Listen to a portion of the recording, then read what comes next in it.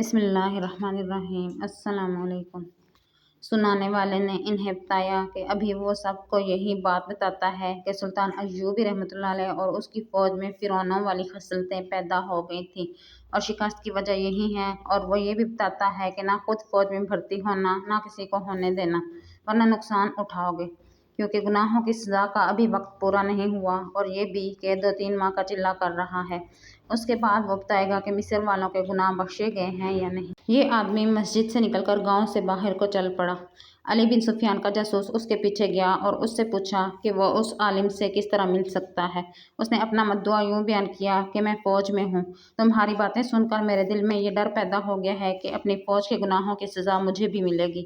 میں بھی دمشق اور حلب کے محاذوں پر گیا تھا، میں نے بھی وہی گناہ کیے ہیں جن کا ذکر تم کر رہے ہو۔ مجھے اس عالم بزرگ کے پاس لے چلو، اگر وہ کہے گا کہ فوج سے بھاگ جاؤ تو بھاگ جاؤں گا، وہ جو خدمت کہے گا میں کروں گا، میں خدا کے قہر سے ڈرتا ہوں۔ اس نے اتنی منت سماجت کی کہ اس کے آنسو نکل آئے۔ میرے ساتھ چلو، اس آدمی نے کہا، لیکن کسی سے ذکر نہ کرنا کہ تم اس کے پاس گئے تھے، وہ آج کل چلے میں ہے، کسی کے ساتھ بات نہیں کرتا، وہ جو پوچھے صرف اس کا جواب دینا، فالتو بات نہ کرنا۔ تم اسی گاؤں کے رہنے والے ہو؟ جاسوس نے پوچھا۔ تم نے بتایا تھا کہ تم رملہ کے محاذ سے آئے ہوئے سپاہی ہو، اسی لیے تو میں قرآن پر ہاتھ رکھ کر کہہ سکتا ہوں کہ یہ بزرگ خدا کے مصاحبوں میں سے ہے۔ سپاہی نے کہا، میں نے میدان جنگ کا قہر دیکھا ہے اور میں نے سفر کا قہر بھی دیکھا ہے، لیکن اس بزرگ نے ریگزار کو گلزار بنا دیا تھا۔ میں اب فوج میں واپس نہیں جا رہا۔ گاؤں دور نہیں تھا، وہ باتیں کرتے پہنچ گئے۔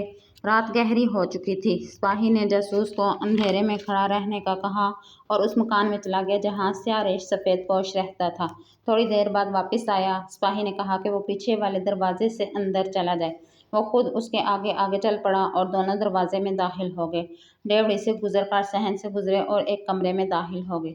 صحن میں روشنی تھی۔ دونوں لڑکیاں جنہیں سیاہ ریش نے اپنی بیٹیاں بتایا تھا ایک اور کمرے میں تھیں۔ انہیں جب صحن میں قدموں کی آہٹ سنائی دی تو دونوں نے دریچے کا کواڑ ذرا سا کھول کر دیکھا۔ ایک لڑکی اتنی چونکی کہ اس کے منہ سے اوہ نکل گئی۔ کیا ہوا؟ دوسری لڑکی نے پوچھا۔ کون ہے یہ؟ شاید مجھے دھوکہ ہوا ہو، اس نے جواب دیا۔ میں نے اس شخص کو کہیں پہلے بھی دیکھا ہے، اور وہ گہری سوچ میں کھو گئی۔ جاسوس نے کمرے میں جا کر سیاہ ریش کے آگے سجدہ کیا، اس کے پاؤں پر ماتھا رگڑا۔ وہ فرش پر دری بچھا کر بیٹھا ہوا تھا۔ جاسوس نے گڑ گڑا کر التجا کی کہ اسے گناہوں کی بخشش دلائی جائے۔ اس نے وہی باتیں کی جو وہ سپاہی کے ساتھ کر چکا تھا۔ اس کی آنکھوں میں آنسو آ گئے۔ سیاہ ریش نے اپنی تسبیح اس کے سر پر پھیری اور مسکرا کر اس کے سر پر ہاتھ رکھا۔ اس سے میری تسکین نہیں ہوگی، جاسوس نے آنسو بہاتے ہوئے کہا۔ اپنی زبان سے مجھے تسکین دیں، مجھے کوئی حکم دیں جو میں بجا لاؤں۔ مجھے حکم دیں کہ میرا جو ایک ہی بچہ ہے اسے آپ کے قدموں میں ذبح کر دوں۔ مجھے حکم دیں کہ سلطان ایوبی کو قتل کر دوں تو میں آپ کا یہ حکم بھی بجا لاؤں گا۔ کچھ بولیں، کچھ کہیں، پھر دیکھیں میں کیا کرتا ہوں۔ ایک اور آدمی اندر آ گیا تھا اور وہ جاسوس کی باتیں غور سے سن رہا تھا اور اسے بڑی گہری نظروں سے دیکھ رہا تھا۔ اس نے جاسوس سے کہا، تم اتنے بیزار اور بے تاب کیوں ہوئے جا رہے ہو؟ تم اب مرشد کے سائے میں آ گئے ہو۔ میرے گناہ اتنے گھناؤنے ہیں جو مجھے راتوں کو سونے بھی نہیں دیتے۔ جاسوس نے کہا، میں نے حماد کے قریب ایک گاؤں میں ایک مسلمان گھرانے کی لڑکی کو اغوا کرنے کے لیے لڑکی کے جوان بھائی کو قتل کر دیا تھا، اور اگر میں فوج میں نہ ہوتا تو مجھے جلاد کے حوالے کر دیا جاتا، لیکن مجھے کسی نے پوچھا تک نہیں۔ سیاہ ریش نے آنکھیں بند کر لیں، اس کے ہونٹ ہل رہے تھے۔ اس نے دونوں ہاتھ اوپر اٹھائے، پھر جاسوس کی طرف اشارہ کیا۔ ذرا دیر بعد وہ مسکرایا اور اس نے آنکھیں کھول دیں۔ جاسوس سے کہا، بہت مشکل سے تمہارے ساتھ بات کرنے کی اجازت لی ہے، غور سے سنو۔ ہم تمہارے گناہ بخشوا دیں گے، تم کل پھر یہاں آؤ، کسی کے ساتھ ذکر نہ کرنا ورنہ تمہارے خاندان کا انجام بہت خوفناک ہوگا۔ یہ آدمی سپاہی تمہیں گاؤں سے باہر ملے گا اور میرے پاس لے آئے گا۔ تمہارے ماتھے پر لکھا ہے کہ تمہارے گناہ بخشے جائیں گے، بلکہ تمہیں اور تمہارے خاندان کو اتنا رزق حلال ملے گا جو تم نے کبھی خواب میں بھی نہیں دیکھا۔ اب چلے جاؤ، کل آ جانا۔ سیاہ ریش پھر مراقبے میں چلا گیا۔ سپاہی نے اور دوسرے آدمی نے جاسوس کو اٹھایا اور صحن میں لے جا کر اسے سیاہ ریش کی ایسی معجزہ نما باتیں سنائیں جنہوں نے جاسوس کو مسحور کر دیا۔ دونوں لڑکیاں دریچے کے کواڑ کی اوٹ سے اسے دیکھ رہی تھیں۔ جو لڑکی اسے پہلی بار دیکھ کر چونکی تھی، اس نے دوسری لڑکی سے کہا، اسے میں نے پہلے بھی کہیں دیکھا ہے، یہ دھوکہ نہیں، وہی ہیں، یہ وہی معلوم ہوتا ہے جو ہم پہلے بھی پکڑ چکے ہیں۔ یہ جاسوس اپنے محکمے کے حاکم اعلیٰ علی بن سفیان کو بتا رہا تھا، وہی مراقبہ، جنات اور لوگوں کے جذبات کو قبضے میں لے کر ان پر اپنا جادو چلانا۔ اپنی فوج کا جو سپاہی مجھے اس کے پاس لے گیا تھا، وہ صرف فوج کے خلاف باتیں کرتا تھا۔ وہ اس قسم کی باتیں مسجد میں نمازیوں کے ساتھ کر رہا تھا۔ اس نے میرے ساتھ جو باتیں کیں ان سے پتہ چلتا تھا کہ اس کے اور بھی کئی ساتھی ہیں اور وہ مسجدوں میں جا کر نمازیوں کو فوج کے خلاف اکساتے ہیں، محاذ کی جھوٹی باتیں سناتے ہیں اور زور اس پر دیتے ہیں کہ فوج میں بھرتی ہونا گناہ ہے۔ انہیں ایسی باتیں مسجدوں میں ہی کرنی چاہیے۔ علی بن سفیان نے کہا، مسجد میں کہی ہوئی بات کو لوگ وحی کا درجہ دیتے ہیں۔ لوگ جذبات کے غلام ہیں، اسی کو مرشد مان لیتے ہیں جو ان کے جذبات کو پہلے بھڑکائے پھر الفاظ میں ان کی تسکین کر دے۔ تم کل پھر وہاں جاؤ، مجھے وہ گاؤں اور مکان سمجھا دو، ادھر ادھر دیکھ کر زیادہ سے زیادہ معلومات لانے کی کوشش کرنا۔ تمہاری لائی ہوئی اطلاع کے بعد ہم وہاں چھاپہ ماریں گے۔ مجھے ڈر ہے کہ چھاپے سے وہاں کے لوگ مشتعل ہو جائیں گے، جاسوس نے کہا۔ سپاہی نے بتایا تھا کہ گاؤں کا بچہ بچہ اس کا مرید ہو چکا ہے اور دور دور سے لوگ اس کی زیارت کے لیے آتے ہیں۔ ہمیں لوگوں کے ساتھ نہیں چلنا، علی بن سفیان نے کہا۔ لوگوں کے جذبات کا خیال صرف وہ حکمران رکھا کرتے ہیں جو ان پر حکومت کرنا چاہتے ہیں۔ ایسے حکمران لوگوں کے جذبات سے کھیلا کرتے ہیں تاکہ رعایا خوش رہے اور اس کے آگے سجدہ کرے۔ ہمیں سلطنت اسلامیہ اور انہی لوگوں کے وقار کا تحفظ کرنا ہے۔ ہم ان لوگوں کو حقیقت دکھائیں گے۔ ہم انہیں سلطان صلاح الدین ایوبی رحمۃ اللہ علیہ کا غلام اور مرید نہیں بنانا چاہتے۔ ہم انہیں بتانا چاہتے ہیں کہ اسلام کے پاسبان تم بھی اتنے ہی ہو جتنا تمہارا سلطان ہے۔ ہم انہیں اسلام کا دشمن دکھائیں گے۔ ہم قوم پر جذبات پرستی کا نشہ طاری کر کے اسے سلانا نہیں چاہتے، قوم کو حقائق کے جھٹکے دے کر جگانا ہے۔ تم جا کر وہ بھی دیکھو جو تمہیں ابھی نظر نہیں آیا۔ جاسوس کے وہاں جانے کا وقت رات کا تھا۔ علی بن سفیان نے بھیس بدلا اور اس گاؤں میں چلا گیا۔ اس نے مکان بھی دیکھ لیا اور اس نے لوگوں کی عقیدت مندی کی بے تابیاں بھی دیکھ لیں، لوگوں کی باتیں بھی سنی۔ فوج کے خلاف طوفان اٹھایا جا رہا تھا۔ علی بن سفیان نے مکان کے پچھواڑے کو دور سے دیکھا۔ وہاں چھوٹا سا ایک دروازہ تھا جو بند تھا۔ وہاں درخت تھا اور دائیں بائیں دو مکانوں کے پچھواڑے تھے۔ اس طرف کوئی انسان نہیں تھا۔ ہجوم مکان کے سامنے تھا۔ دروازہ کھلا اور ایک سفید ریش آدمی پرانے سے چوغے میں ملبوس دروازے سے نکلا۔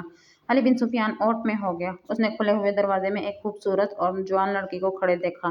لڑکی نے فوراً دروازہ بند کر دیا۔ سفید ریش آدمی ہاتھ میں لاٹھی لیے جھکا جھکا گاؤں سے نکل گیا۔ علی بن سفیان اسے دیکھتا رہا۔ دور جا کر وہ رک گیا اور ادھر ادھر دیکھنے لگا۔ ایک طرف سے ایک گھڑ سوار آیا۔ سفید ریش آدمی گھوڑے پر سوار ہو گیا اور قاہرہ کی طرف چلا گیا۔ جو آدمی گھوڑا لایا تھا وہ گاؤں کی طرف چلا گیا۔ علی بن سفیان اپنے گھوڑے پر سوار ہوا اور سفید ریش سوار کے پیچھے چلا گیا مگر فاصلہ رکھا۔ سفید ریش نے کئی بار پیچھے دیکھا۔ علی بن سفیان اس کے پیچھے جاتا رہا۔ آگے جا کر سفید ریش نے قاہرہ کے راستے کی بجائے گھوڑا دوسرے راستے پر ڈال دیا۔ رفتار معمولی تھی۔ علی بن سفیان نے بھی گھوڑا اسی راستے پر ڈال دیا۔ قاہرہ شہر نظر آ رہا تھا، دور نہیں تھا۔ ادھر ادھر ایک ایک دو دو جھونپڑے یا خیمے نصب تھے۔ کہیں خانہ بدوشوں نے ڈیرے ڈال رکھے تھے۔ سفید ریش سوار نے کئی ایک راستے بدلے اور وہ پیچھے دیکھتا رہا۔ علی بن سفیان اس کے پیچھے رہا۔ سفید ریش کی بے چینی صاف ظاہر ہونے لگی تھی۔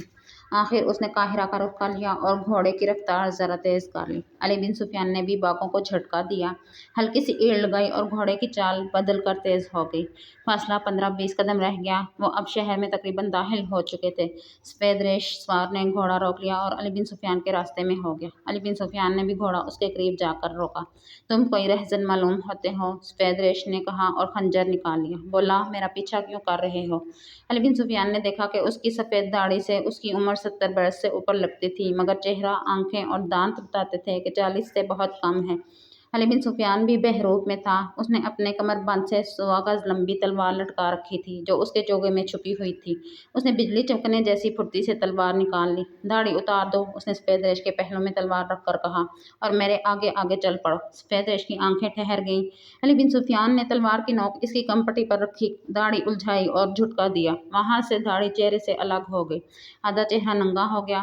علی بن سفیان نے اپنی داڑھی اتار دی اور بولا، ہم ایک دوسرے کو اچھی طرح جانتے ہیں، چلو چلیں۔ وہ شہری انتظامیہ کا کوئی اعلیٰ حاکم تو نہیں تھا، لیکن چھوٹا اور غیر اہم بھی نہیں تھا، مصر کا رہنے والا تھا۔ اس کے متعلق علی بن سفیان تک یہ اطلاعیں پہنچی تھیں کہ معزول کی ہوئی عباسی خلافت کا زمین دوز کارندہ ہے۔ اس خلافت کو، جس کی گدی قاہرہ میں تھی، سلطان ایوبی رحمۃ اللہ علیہ نے 7-8 سال پہلے ختم کیا تھا۔ خلیفہ العاضد تھا جس نے حشیشین، سلیبیوں اور سوڈانیوں کے ساتھ گٹھ جوڑ کر رکھا تھا۔ سلطان ایوبی نے نور الدین زنگی مرحوم کے ساتھ بات کر کے اس خلافت کو معزول کیا اور امارت مصر کو خلافت بغداد کے تحت کر دیا تھا۔ معزول شدہ خلافت عباسیہ کے پیروکار ابھی تک زمین دوز کارروائیوں میں مصروف تھے۔ رملہ کی شکست ان کے لیے زرعی موقع تھا، چنانچہ سلطان ایوبی رحمۃ اللہ علیہ اور اس کی فوج کو بدکار، عیاش، لٹیری اور شکست کا ذمہ دار ثابت کرنے کی مہم میں عباسی خفیہ طریقوں سے سرگرم ہو گئے تھے۔ علی بن سفیان نے اس آدمی کو حراست میں لے لیا اور اپنے اس قید خانے میں جا بند کیا جہاں وہ ملزموں سے ابتدائی تفتیش کیا کرتا تھا۔ علی بن سفیان کا جاسوس رات کو سیارش بزرگ طے ہوئے وقت پر گاؤں کے باہر جا کھڑا ہوا۔ گزشتہ رات والا سپاہی اسے لینے آ گیا۔ سپاہی نے اسے کوئی نئی ہدایات دیں اور ساتھ لے گیا۔ وہ پچھلے دروازے سے اندر گیا، مگر جاسوس کو گزشتہ رات والے کمرے کی بجائے ایک اور کمرے میں لے گئے۔ اس کمرے میں سیارش بزرگ نظر نہ آیا، وہاں کچھ بھی نہیں تھا۔ دروازہ بند ہوا تو اس نے دروازے کی طرف دیکھا، سپاہی بھی باہر نکل گیا تھا۔ اس نے دروازے کو ہاتھ لگایا تو اسے پتہ چلا کہ دروازہ باہر سے بند کر دیا گیا ہے۔ اس کمرے کی نہ کوئی کھڑکی تھی نہ روشن دان۔ وہ سمجھ گیا کہ اسے پہچان لیا گیا ہے اور اسے پکڑ لیا گیا ہے۔ فرار ممکن نہیں تھا۔ وہ سوچنے لگا کہ کیا کرے۔ خاصی دیر بعد دروازہ کھلا۔ ان لڑکیوں میں سے ایک اندر آئی جنہیں سیارش اپنی بیٹیاں بتایا کرتا تھا۔ وہ اب مستور نہیں تھیں، لیکن یورپی لڑکیوں کی طرح عوریاں بھی نہیں تھیں۔ ان کا لباس عرب مسلمان لڑکیوں جیسا تھا، نقش و نگار عرب اور یورپ کے ملے جلے تھے۔ وہ اندر آئی تو باہر سے کسی نے دروازہ بند کر کے زنجیر چڑھا دی۔ کمرے میں قندیل جل رہی تھی۔ جاسوس نے لڑکی کو دیکھا تو اس کی آنکھیں جیسے حیرت سے ساکن ہو گئی ہوں۔ لڑکی مسکرا رہی تھی۔ پہچاننے کی کوشش کر رہے ہو؟ لڑکی نے کہا۔ اتنی جلدی بھول گئے؟ تم میرے شہر سے بچ کر نکل آئے تھے، مگر اب اپنے شہر میں آ کر میرے قیدی بن گئے، اب نہیں نکل سکو گے۔ جاسوس نے لمبی آہ بھری، جس میں سکون بھی تھا، اضطراب بھی۔ اسے 3 سال پہلے کے وہ دن یاد آ گئے جب اسے جاسوسی کے لیے اقرا بھیجا گیا تھا۔ اقرا سلیبیوں کے قبضے میں تھا۔ وہاں ان کا بڑا پادری رہتا تھا جسے سلیب اعظم کا محافظ کہتے تھے۔ سلیبی بادشاہ جو اپنی فوجیں عرب علاقوں میں قبضہ کرنے کی غرض سے لے کر آتے، اقرا ضرور جاتے اور سلیب اعظم کے محافظ کو سلام کرتے تھے، اس لیے جنگی لحاظ سے یہ اہم جگہ تھی۔ علی بن سفیان نے وہاں سے اپنے جاسوس بھیج رکھے تھے۔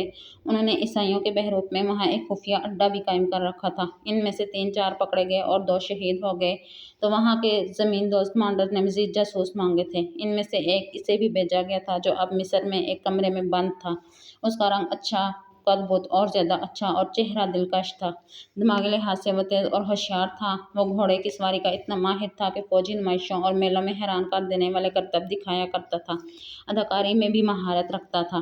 اس نے سیارش کے سامنے اپنے آنسو نکال لیے تھے۔ وہ عیسائی نام سے اقرا میں داخل ہوا تھا اور اس نے وہاں کوئی اپنی دردناک کہانی سنائی تھی اور بتایا تھا کہ وہ حلب کی مسلمان فوج میں نئے سپاہیوں کو گھڑ سواری اور رسالے کی لڑائی کی ٹریننگ دیا کرتا تھا، لیکن مسلمانوں نے اس کی نوجوان بہن کو اغوا کر کے اسے فوج سے نکال دیا۔ اس کی اداکاری سے متاثر ہو کر اسے سواری کی ٹریننگ دینے کے لیے رکھ لیا گیا، لیکن اس کے شاگرد فوجی نہیں تھے بلکہ جوان لڑکیاں تھیں اور بڑے بڑے فوجی افسروں کے لڑکے۔ اسے پتہ چلا کہ ان لڑکیوں کو مسلمان علاقوں میں جاسوسی کے لیے تیار کیا جا رہا ہے۔ پھر مرد بھی اس کے حوالے کیے جانے لگے۔ یہ سب سلیبی جاسوس تھے۔ وہ ان میں گھل مل گیا تھا اور ان سے اسے بڑی قیمتی معلومات مل جاتی تھیں۔ یہ لڑکی جو اب قاہرہ کے مضافات کے ایک گاؤں میں اسے کہہ رہی تھی کہ اب نہیں نکل سکو گے، اقرا میں اس کی شاگرد تھی۔ وہ جاسوسی کا تجربہ رکھتی تھی، گھڑ سواری نہیں جانتی تھی۔ علی بن سفیان کا یہ جاسوس اسے اچھا لگنے لگا تھا۔ پھر استادی شاگردی بڑی گہرے الگاؤ کی صورت اختیار کر گئی۔ لڑکی نے یہاں تک ارادہ کر لیا تھا کہ وہ اس آدمی کی خاطر جاسوسی جیسا ذلیل پیشہ تک کر دے گی اور اس کی بیوی بن کر باعزت زندگی گزارنے لگے گی۔ اس مسلمان جاسوس نے محبت کا جواب محبت سے دیا تھا، لیکن اپنے فرض کو نظر انداز نہیں کیا تھا۔ لڑکی نے اپنے کام میں دلچسپی لینی چھوڑ دی تھی۔ وہ اس آدمی کی ہو کے رہ گئی تھی۔ ایک روز اقرا میں 2 مسلمان جاسوس پکڑے گئے۔ ان میں سے ایک نے اپنے گروہ کے تمام آدمیوں کی نشاندہی کر دی جنہیں وہ جانتا تھا۔ ان میں یہ جاسوس بھی تھا۔ عجیب بات یہ ہوئی کہ اسی لڑکی نے اس سے پوچھا، تم جاسوس تو نہیں ہو سکتے، تم مسلمان تو نہیں؟ مجھے پتہ چلا ہے کہ یہاں کا جاسوسی کا محکمہ تمہارے متعلق تفتیش کر رہا ہے اور تم پر نظر رکھی جا رہی ہے۔